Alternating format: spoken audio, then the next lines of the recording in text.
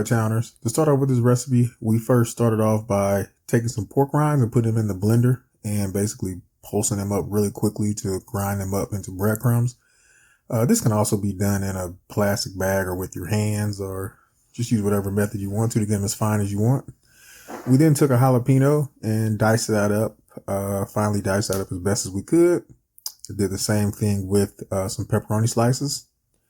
Once those were all cut up, we put them into a bowl and added in some Italian seasoning, some cheddar cheese, mozzarella cheese, as well as some cream cheese. We then took that and popped that into the microwave for a minute. And this is how it looked after everything was heated up. We added in some crushed red peppers and took our spoon and just started to mix everything together, just basically combining all of the cream cheese and cheeses together with the seasonings.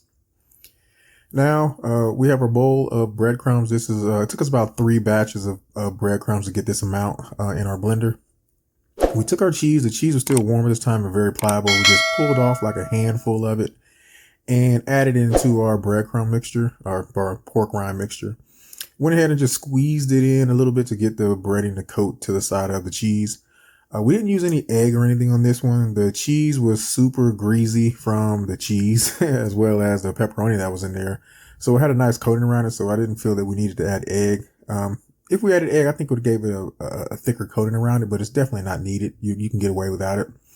We went ahead and made the rest of our pizza cheese balls, and we got it about a total of about 22 to 23-ish balls, depending on how big or size that you make these. Will depend on how many you want. You can make the shape. You can see some of them on the left kind of spread out a bit. The ones right in the middle. You can kind of try to make them into cheese stick rolls, but make them whatever shape you want. We popped them in the air fryer and hit them with a little bit of olive oil cooking spray. And I just prayed that they didn't fall apart and turn to goop in the bottom of the air fryer. We popped them in the air fryer on air fry mode, which is 390 degrees for a total of about 7 minutes. I got a nice browning around the outside of them, and we're good to go at that point. I had a little bit of hard time to get them out of the air fryer because they were a bit soft. I should have let them sit in there to firm up a little bit, but I took them out immediately, and some of them broke up on me. But here's a close-up of how they looked. Nice, crispy coating on the outside from the cheese. And the cheese held. It didn't ooze out. It just came out on the sides of them when I squeezed them to try to take them out of the air fryer.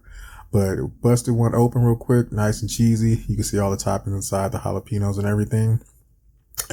These came out great. Let's go in for a quick taste test. All right, Towners, here we go with our taste test close-up. Let's do this one. Getting a close-up of it. Break it apart. It's soft. It's a bit soft because it's just straight cheese and breadcrumbs around the outside of it. So the breadcrumbs just basically helped it to keep its shape. I'm glad it didn't fall apart in the air fryer, but oh, this is good. This is good. Cheese, you get the creaminess from the cream cheese, spice from the jalapeno peppers, and you take the pepperonis in there, and then you get the not breadcrumb, but pork rind outside. This is good.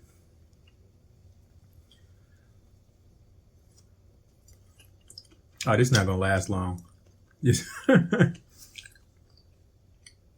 Yeah, it's literally a cheese with pizza toppings. Dipping sauce, use some marinara or a pasta sauce, tomato sauce.